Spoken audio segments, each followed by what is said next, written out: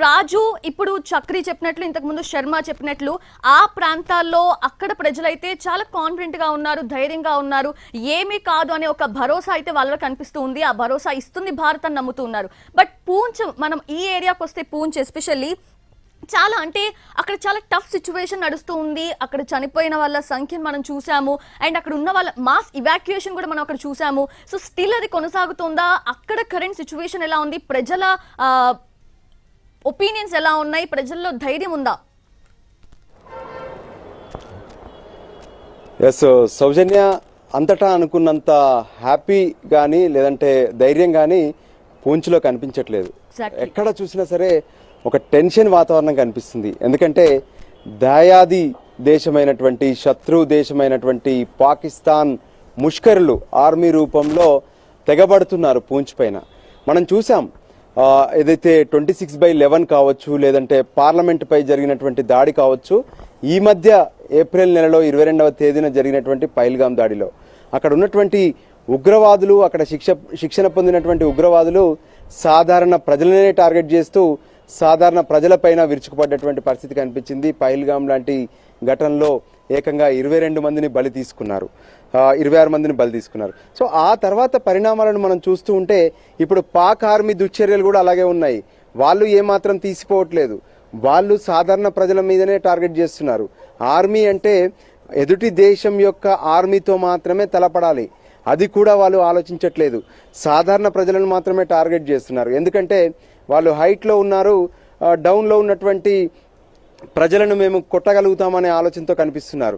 కానీ ఎదురెదురుగా భారత దళాలతో వాళ్ళు పోరాడాలి, అటువంటిది ఏమీ లేదు. దొంగ దెబ్బలాగా భారత పైన వాళ్ళు దాడి చేస్తున్నటువంటి పరిస్థితి ఉంది. దాంతోనే మనం చూస్తున్నాము, ఎదురుగా ఉన్నటువంటి ఇళ్లలో దాదాపు 60 నుంచి 70% అందరూ ఖాళీ చేసి వెళ్ళిపోయారు. ఇక రాత్రి చీకటి అవుతే చాలు పూంచ్లో ఏం జరుగుతుంది, ఏం జరగబోతుంది అనే ఒక టెన్షన్ మాత్రం స్పష్టంగా కనిపిస్తుంది. మరి దానికి అనుగుణంగా నిన్నటి రోజు కావచ్చు, అంతకు ముందు రోజు ఎప్పుడైతే ఆపరేషన్ సింధూర్ పూర్తయిన తర్వాత జరిగినటువంటి ఘటన కావచ్చు, ఆ మరుసటి రోజు కావచ్చు, కంటిన్యూస్గా ఏ విధంగానైతే భారత పౌరులను టార్గెట్ చేసినటువంటి ఈ పాక్ ఆర్మీ మళ్ళీ అటువంటి దుస్సహానికే ప్రయత్నం చేస్తుందని టెన్షన్ పడుతున్నారు. ఎందుకంటే ఇక్కడ ఉన్నటువంటి కొన్ని ప్రత్యేక పరిస్థితులను మనం చూడొచ్చు. ఇక్కడ ఉన్నటువంటి దేవాలయాలు కావచ్చు, గురుద్వారాలు కావచ్చు, వీటిని మాత్రమే టార్గెట్ చేస్తున్నారు. వాటితో పాటు పక్కనే ఉన్నటువంటి ఆర్మీ క్యాంపులను టార్గెట్ చేస్తున్నారు. వీటన్నిటి మధ్యలో సాధారణ ప్రజలు కూడా బలవుతున్నారు. నిజం చెప్పాలంటే ఇక్కడ ఉన్నటువంటి పూంచ్ను ఏ విధంగానైతే సంతనులు అంటే ఎవరైతే దేవుడి సేవలో నిమగ్నమై వాళ్ళంతా కూడా తమ జీవితాన్ని దేవుడి సేవలోనే ఉండిపోతారో అటువంటి వాళ్ళందరూ కూడా ఇక్కడ ఉంటుంటారు.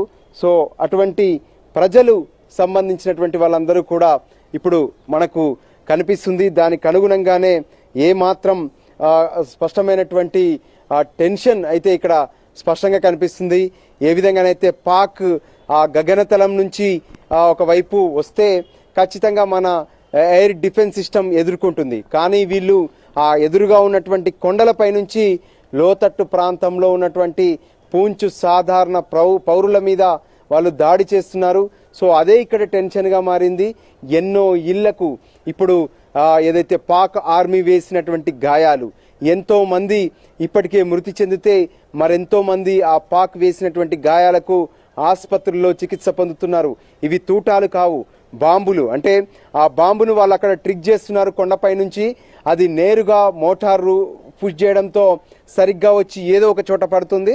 అది ఒక్కసారిగా పేలుడు సంభవించి చెల్లా చెదురై ఆ స్థానికంగా ఉన్నటువంటి ఇళ్లను కావచ్చు, వెహికల్స్ను కావచ్చు, లేదంటే అక్కడే ఉన్నటువంటి మనుషులను కావచ్చు ఛిద్రం చేస్తుంది. దాంతో కొంతమంది అక్కడికక్కడే మృతి చెందితే మరికొందరు క్షతగాత్రులై ఆసుపత్రిలో చికిత్స పొందుతున్నటువంటి పరిస్థితి కూడా చూస్తున్నాము. సో వీటన్నిటినీ కనుక అబ్జర్వ్ చేస్తే ఖచ్చితంగా పాక్ కావాలనే సాధారణ ప్రజలను టార్గెట్ చేస్తుంది. నేరుగా భారత దళాలను ఎక్కడా కూడా ఎదుర్కోలేక ఇటువంటి దుశ్చర్యలకు పాల్పడుతుందనేది స్పష్టంగా అర్థమవుతుంది. అందుకే ఇప్పుడు పూంచ్ సెక్టార్ అనేది భారత నియంత్రణ రేఖ వెంట ఉన్నటువంటి అన్ని సెక్టార్లలో చాలా కీలకమైనటువంటి సెక్టార్గా మారింది. ఒకవైపు ఆర్మీ ఎప్పటికప్పుడు ఇక్కడ ఉన్నటువంటి ప్రజలను రక్షించే ప్రయత్నం చేస్తుంది. అయినప్పటికీ కూడా అటు ఒకవైపు ఏ విధంగానైతే ప్రజలు తమను తాము రక్షించుకునేందుకు అరచేతిలో ప్రాణాలను పెట్టుకొని తమ ఏదైతే సురక్షిత ప్రాంతాలకు బయలుదేరుతుంటే, ఇక్కడ ఉన్నటువంటి మరికొంతమంది జనం మాత్రం తామిక్కడే పుట్టాము, అవసరమైతే పాకిస్తాన్ను ఎదుర్కొంటాము, లేదంటే ఈ పోరాటంలో మరణిస్తామంటూ కూడా కొంతమంది ఇక్కడే ఉండిపోతున్నారు. మనం గ్రౌండ్ జీరో ఏదైతే పాకిస్తాన్ బార్డర్ నుంచి మనం అందిస్తున్నాము ఈ సమాచారాన్ని. నిజంగా భారతీయులు ఏ విధంగానైతే ప్రతి ఒక్కరూ గుండెలపై చేయి వేసుకొని నిద్రపోతున్నారో, కానీ ఇక్కడ ఉన్నటువంటి పరిస్థితి వేరు. పాకిస్తాన్ బార్డర్ పక్కనే ఉంది, 1 కిలోమీటర్ ఎయిర్ రేంజ్లో ఉంది. దాంతో వాళ్ళు పడుతున్నటువంటి టెన్షన్ అంతా ఇంత కాదు. ఒకవైపు భారత జవాన్లు సైతం తమ ప్రాణాలను ఈ పోరాటంలో కోల్పోతున్నారు. అధికారికంగా పాకిస్తాన్తో యుద్ధం జరగట్లేదు. అయినప్పటికీ కూడా ఇప్పుడున్నటువంటి పరిస్థితులు, ఉద్రిక్త పరిస్థితుల మధ్య ఎన్నో సమస్యాత్మక ప్రాంతాల్లో సాధారణ పౌరులతో పాటు ఎవరైతే ప్రజలు, మరోవైపు ఆర్మీ, ఇతరులు కూడా బలవుతున్నటువంటి పరిస్థితి పూంచ్లో కనిపిస్తుంది.